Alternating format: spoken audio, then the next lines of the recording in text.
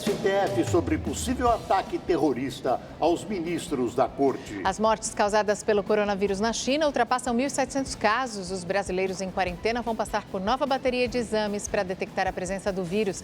E você vai ver também. Pré-carnaval pelo Brasil. São Paulo registra mais de 400 detidos e um tiroteio que deixou 5 feridos. Saiba também como se proteger na folia. Polícia Federal de Minas Gerais registra a maior apreensão de material bélico da história. Tempestade Dennis leva medo ao Reino Unido. Ventos chegam a 146 quilômetros por hora. De olho na venda de produtos pela internet, golpistas pedem dados pessoais e seu nome pode ser usado para falcatruas. O pré-carnaval de São Paulo teve um saldo de 413 pessoas detidas durante o fim de semana, segundo a Secretaria de Segurança Pública do Estado. A repórter Estela Freitas tem mais informações ao vivo. Boa noite, Estela.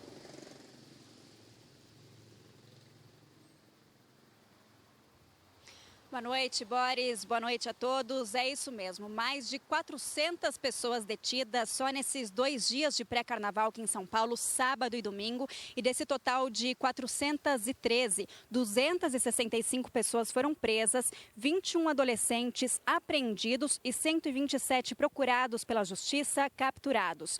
Entre os presos estão 4 colombianos que furtaram 48 celulares num bloquinho da zona oeste da capital.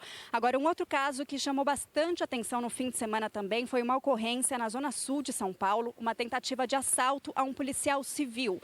5 pessoas ficaram baleadas, nenhuma em estado grave e 2 homens foram presos. Agora, com essa multidão nas ruas, o folião precisa realmente se preocupar, porque a gente nunca sabe quem é que está ao redor da gente, então tem que se precaver. Para isso, a gente preparou uma reportagem especial para falar sobre algumas dicas de segurança, de como se comportar diante dessas festas que estão por vir ainda. Veja na reportagem de Carolina Riguengo. O carnaval é a época do ano mais esperada pela Marina, mas ela não esquece que alguns perigos se escondem em meio à folia. Era um grande aglomerado de gente, eu senti que estavam me prensando, eu não conseguia sair do aglomerado, comecei a ficar nervosa e senti uma mão vindo no meu bolso. E quando eu saí, consegui efetivamente sair desse aglomerado, eu já estava sem meu celular. Casos como este são comuns nesta época em todo o país. Só no ano passado, a Secretaria de Segurança Pública de São Paulo registrou mais de 5.400 boletins de ocorrência de furtos e roubos de celulares ao longo do carnaval. A galera aqui tá de pochete dentro da cueca aí, mas o meu, como eu tô de saia aqui, ó, ainda tem um bolso com zíper aqui, ó. Celulares bem guardados e atenção redobrada aos cartões bancários. Um golpe muito aplicado em festas ao ar livre é o da troca de cartões, especialmente próximos dos bloquinhos. Muitos vendedores, na hora da cobrança, olham a senha e aproveitam a falta de atenção do comprador. O golpista troca o cartão e devolve outro parecido. A troca só é percebida muito tempo depois, quando a pessoa tenta usar o cartão novamente. A gente recomenda que você saque um dinheiro antes, faça uma programação e faça as suas despesas em dinheiro, e eu quero te explicar. É muito perigoso. Então as pessoas têm que pensar que a diversão nessa época é bacana, mas antes pensar em segurança e prevenção. Ao longo dos 11 dias de folia, a previsão é que pelo menos 15 milhões de pessoas passem o carnaval na capital paulista.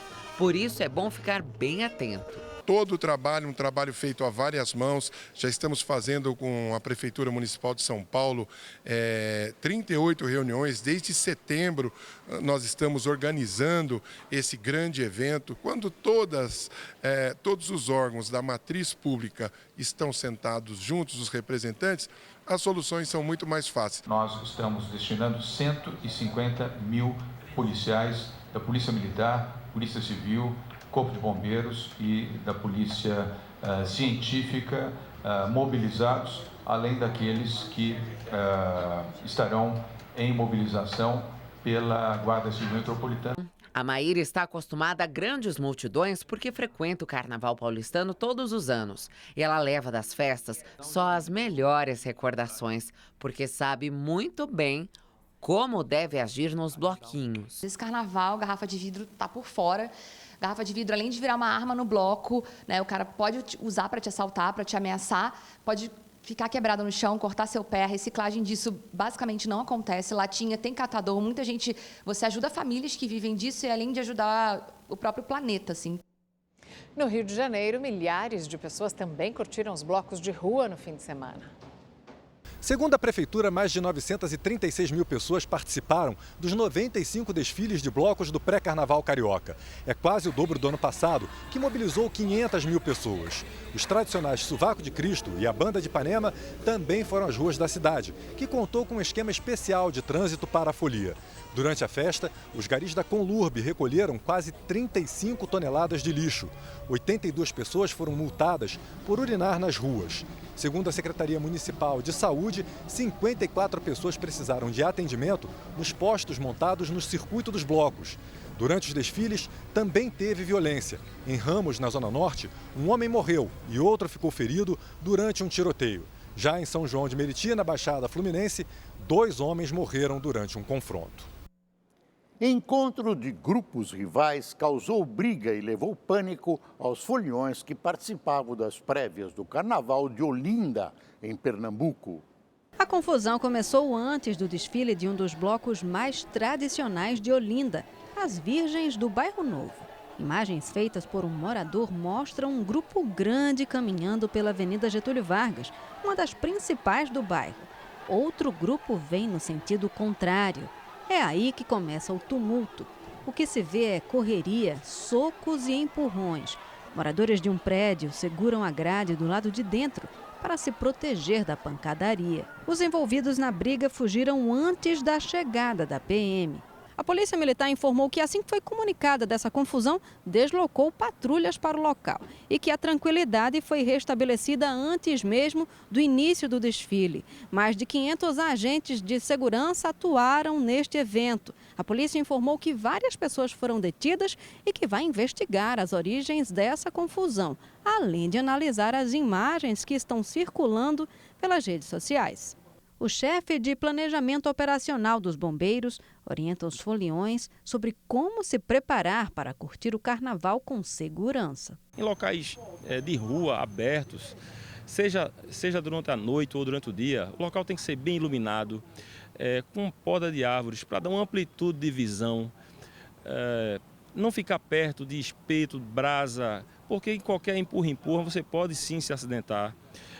Não beber nada em garrafas de vidro, porque isso pode cair, pode quebrar, provocar um acidente e brincar o carnaval em paz. São esperados mais de 8,5 milhões de foliões durante o reinado de Momo deste ano. A Polícia Rodoviária Federal de Minas Gerais fez a maior apreensão de armas e munições da história da instituição. Um verdadeiro arsenal foi encontrado em uma van que estava parada próxima à cidade de Itatiaiuçu, na rodovia Fernão Dias, que liga Minas Gerais a São Paulo. Dentro do veículo, os policiais encontraram 54 armas. Foram apreendidos 13 pistolas semiautomáticas, 5 revólveres calibre 38, 6 espingardas calibre 12, 18 espingardas de pressão e 12 rifles calibre 22. Algumas das armas, como essas, calibre .357, são consideradas bastante incomuns pela polícia. 15 mil munições também foram encontradas, além de material para a fabricação de novos projéteis. Num primeiro momento, são armas nacionais. Não acreditamos que esse carregamento tenha ultrapassado as fronteiras do país. São armas novas que seriam, quem sabe, até repassado para milícias, para grupos especializados em crimes de maior periculosidade. Algumas munições são capazes de furar até coletes à prova de balas. De acordo com a polícia, a van onde estava o arsenal foi roubada na semana passada em Belo Horizonte e o motorista conseguiu fugir ao perceber a chegada dos agentes. Embora essas armas sejam nacionais, o contrabando de armas continua municiando o crime em todo o país. Imagine o que não é apreendido e usado contra a população. A desculpa de que temos fronteiras gigantescas não cola. Hoje, há sistemas de observação via satélites, aviões, inteligências, etc., que o Brasil até tem. E, se usados com eficiência, poderão ajudar muito a controlar o contrabando de armas que, além das fronteiras, entra por portos e aeroportos. Uma estudante de Belo Horizonte e a família dela estão recebendo até ameaças de morte depois que bandidos começaram a usar o nome dela para aplicar golpes em sites de vendas na internet. A Laís ganhou de presente um celular novo do pai e resolveu vender o aparelho antigo pela internet. Mas o que era para ser um bom negócio acabou se transformando em um pesadelo. Veio vários compradores, entre eles o estelionatário, que pediu fotos da minha CNH, conversou comigo durante uma semana, sabe? Como se fosse uma compradora de verdade. Ela falou, você pode mandar comprovante de residência? Eu mandei o comprovante de residência também. Em posse de todos os dados pessoais e fotos da Laís, os estelionatários passaram a criar perfis falsos com o nome dela para oferecer aparelhos de celular com preços bem abaixo do mercado. Os golpistas fizeram vítimas em vários estados, mas principalmente aqui em Minas Gerais, no Rio de Janeiro e em São Paulo. Muitas das pessoas que me chamam fazem ameaça, falam que vão ir até a minha casa. Teve até um caso que a mulher falou assim, se você não ficar esperta, eu vou mandar um cara aí te pegar. Então, sua chance de devolver o dinheiro é agora. E eu tentando explicar, moça, não sou eu. Os familiares da estudante também estão sendo ameaçados. O pai dela recebe, em média, 4 reclamações de vítimas por dia nas suas redes sociais. Nós praticamente perdemos a conta da quantidade de vítimas, né, que estão sendo atraídos só em relação aos crimes que estão sendo cometidos utilizando os dados da minha filha. Eu chuto algo próximo de R$240 mil por mês somente com os dados dela. A família reclama da dificuldade para registrar o caso na polícia. Para que novas vítimas não caiam no golpe, a Laís passou a usar suas redes sociais para fazer o alerta. Você se sente indefeso. Eu fiz até um vídeo meu, mostrei meu BO para ela, fiz tudo, mas tem gente que não acredita mesmo. É o estelionato que antes era praticado nas ruas com o golpe do bilhete premiado. Hoje migrou para o mundo virtual, hoje está na internet. Não é fácil, porque muitas vezes pode depender de uma ordem judicial, localizar o IP de um computador. É uma investigação complexa, mas se chega à autoria, sim. Para evitar problemas desse tipo, é importante tomar alguns cuidados antes de comprar ou vender pela internet, orienta esse especialista em direito digital. Tanto o vendedor como o comprador não pode enviar documentos pessoais, não pode dar informações de sua residência, etc., antes de realizar compras. Então, é sempre importante você ver o feedback, então a avaliação daquele anúncio, se ele já fez outras vendas e, em alguns casos, até encontrar este vendedor, esta vendedora em um local público para ver o produto antes de realizar a compra. Uma estátua de 400 quilos de um monumento em homenagem ao Marechal Deodoro da Fonseca foi furtada na Glória, na zona sul do Rio de Janeiro. Era neste espaço vazio que a estátua de 400 quilos e 2 metros de altura de Dona Rosa Paulina da Fonseca, mãe do primeiro presidente do Brasil, deveria estar. O monumento de 1937 abriga também os restos mortais de Marechal Deodoro e da esposa dele. Tombado pelo Instituto Estadual do Patrimônio Cultural, a estátua era toda feita de bronze. O roubo aconteceu na madrugada do último sábado na Glória, zona sul do Rio. A Gerência de Monumentos e Chafarizes, vinculada à Secretaria de Conservação, registrou um boletim de ocorrência para que a Polícia Civil possa identificar os criminosos. O departamento informou ainda que, em caso de vandalismo ou furto, é feito um levantamento orçamentário para abrir uma licitação para que seja realizada a restauração e reposição das peças. Marconi é restaurador e fundador de um grupo que monitora a conservação dos monumentos da cidade. Ele afirma que há anos alerta as autoridades sobre o abandono do local. A gente está avisando que esse monumento estava sendo depredado pelo menos há 4 anos. Esse bronze ele vai ser derretido né? Isso vai para Ferro Velho. Essa não é a primeira vez que o monumento de Marechal Deodoro da Fonseca é alvo de vandalismo. Desde 2017, placas de bronze com figuras históricas foram furtadas da sua base. Em outro ponto da cidade, na praia de Copacabana, a estátua do poeta Carlos Drummond de Andrade também é alvo constante de furtos. Após inúmeros casos de vandalismo, câmeras de segurança passaram a monitorar o local. Na Zona Norte, diversas partes de uma obra em homenagem ao cantor e compositor Noel Rosa também foram furtadas por criminosos. Eu te garanto que 90% dos monumentos do Rio estão depredados. O Ministério da Saúde informou hoje que 3 casos suspeitos de coronavírus ainda estão sendo monitorados aqui no Brasil, mas outros 45 já foram descartados. Ainda hoje, os brasileiros e familiares que foram repatriados da China e que cumprem quarentena na base aérea de Anápolis, em Goiás, se submeteram a mais um exame para detectar a presença do vírus. Essa foi a segunda vez que eles passaram pelo procedimento desde que chegaram ao Brasil há 8 dias. E na primeira vez, o resultado de todos deu negativo. Olha, tudo indica que o Brasil está preparado para enfrentar o coronavírus. Os responsáveis pela saúde, perplexos, demoraram para começar os preparativos.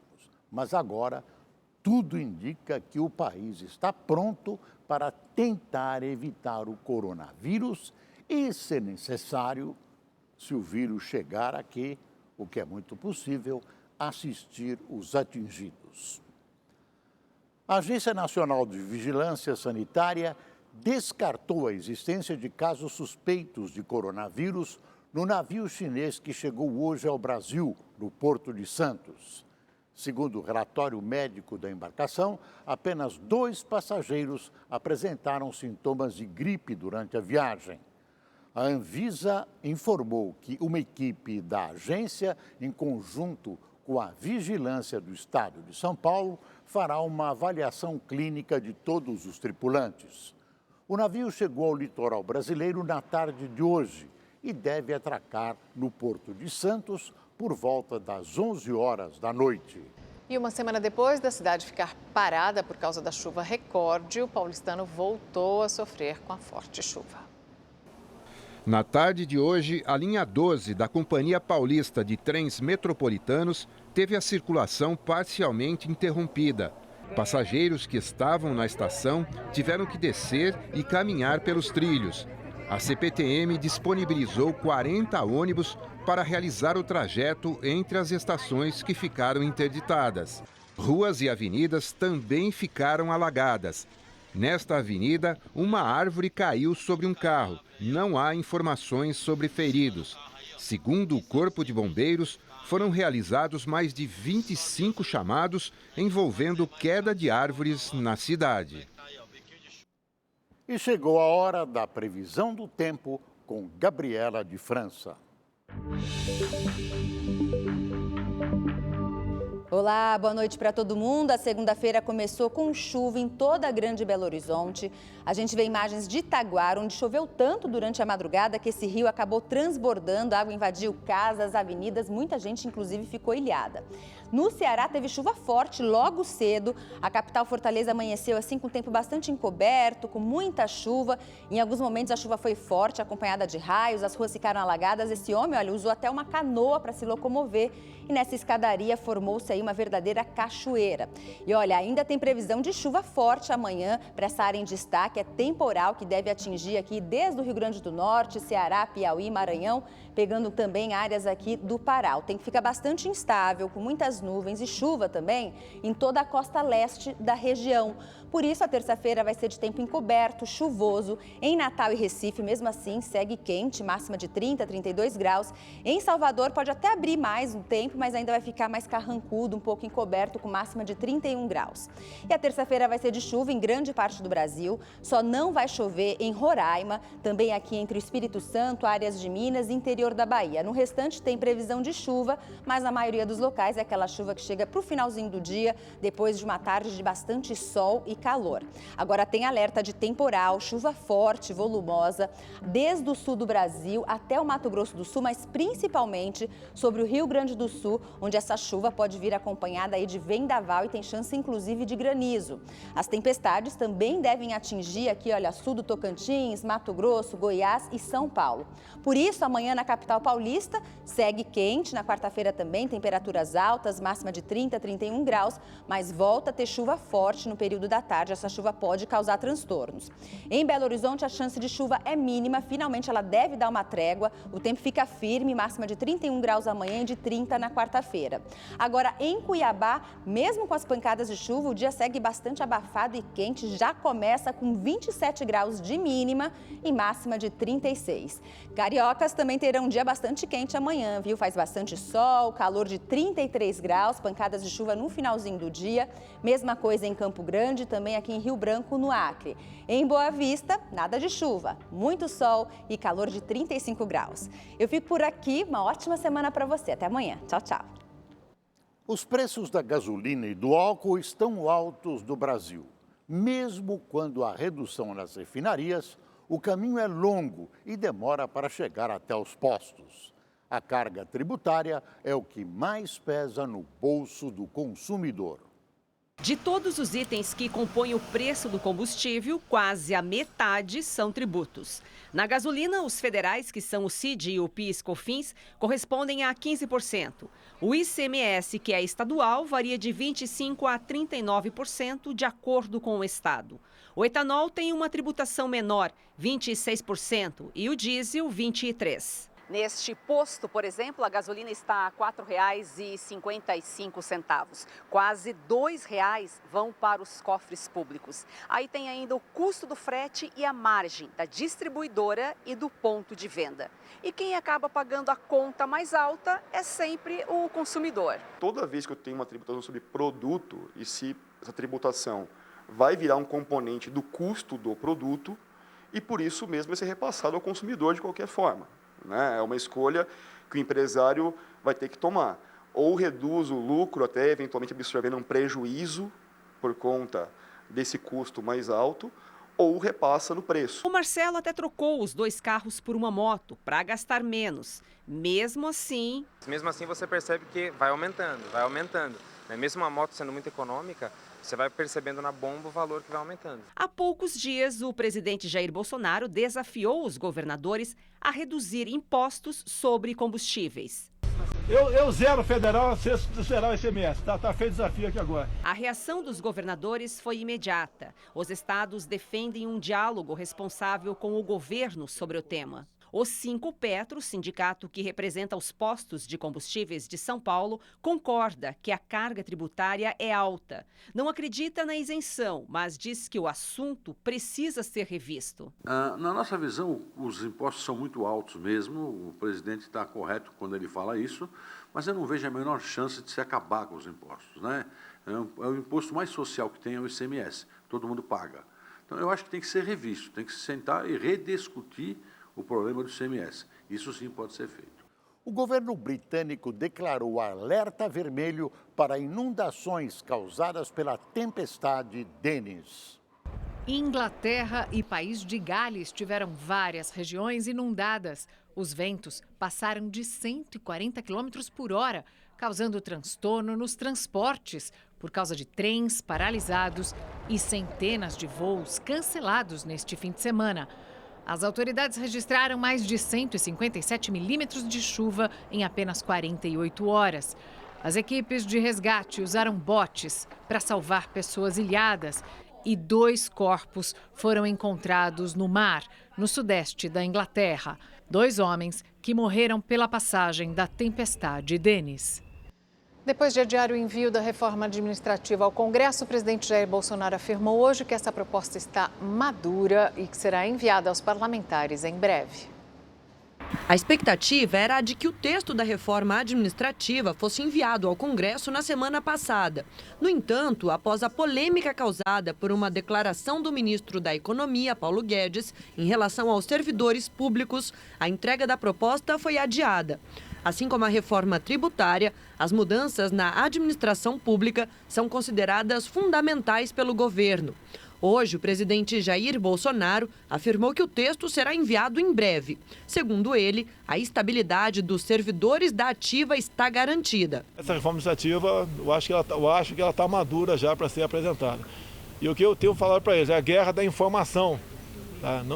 Eu espero que, se a gente mande a proposta que está aí, faltam algumas alterações ainda, não seja manchete. Servidor pede estabilidade, para jogar todos 12 milhões de servidores contra mim. Porque é o seguinte, essa questão de estabilidade é daqui para frente. A declaração do presidente Jair Bolsonaro deixa claro que o governo tenta evitar ao máximo um confronto direto com servidores públicos da Ativa, o que poderia gerar protestos e desgaste. Como a categoria é bem organizada, inclusive com uma atuação intensa junto aos parlamentares, o governo trabalha para se antecipar a uma tentativa de se desidratar a proposta no Congresso Nacional. Uma das questões que já está definida é que, enquanto a reforma administrativa não for apresentada e votada por deputados e senadores, o governo não deve abrir novos concursos públicos, exceto em casos essenciais. Não é travar, é um peso muito grande no serviço público no Brasil. Vocês devem lembrar da Constituição de 80, por ocasião da Constituinte, a quantidade de trens da alegria, isso inchou os quadros, inchou. Se você não fizer algo, os atuais servidores vão ficar sem receber lá na frente. Então não é travar, os concursos públicos são os essenciais. Uma coisa importante da reforma administrativa é a extinção de algumas profissões que não cabe mais. É como hoje em dia não se fala mais em datilógrafo. Acabou a datilógrafo, acabou. Então essas profissões têm que ser extintas. E repito, os atuais servidores não vão perder nada, vão continuar com todos os seus direitos. Ainda nesta segunda-feira, no Palácio da Alvorada, o presidente se reuniu com dirigentes do Flamengo para discutir mudanças na legislação do futebol. Bolsonaro, no entanto, não quis dar detalhes da conversa. Trouxeram sugestões de mudança na legislação para ajudar o futebol no Brasil. Sugestões eu não vou comentar porque vai virar pauta e eu não quero pauta na imprensa nesse assunto. A reforma administrativa tem embutido uma ameaça que é a eleição municipal. Existe a crença que o resultado da eleição municipal forma a base para o próximo pleito presidencial. E Bolsonaro é candidato declarado à reeleição. Por isso, o governo titubeia numa reforma que mexe com o funcionalismo, uma das corporações mais organizadas do país. Ao mesmo tempo, o Planalto segura concursos, aparentemente como moeda de troca com o Congresso para facilitar essa necessária reforma administrativa. E outra coisa, o governo petista da Bahia continua devendo explicações claras sobre a morte do miliciano capitão Adriano da Nóbrega. E a Polícia Federal informou hoje ao Supremo Tribunal Federal que os ministros podem vir a ser alvos de ataques terroristas. Segundo a PF, durante um monitoramento de rotina na Deep Web, foram encontradas algumas trocas de mensagens com ameaças aos ministros da Corte.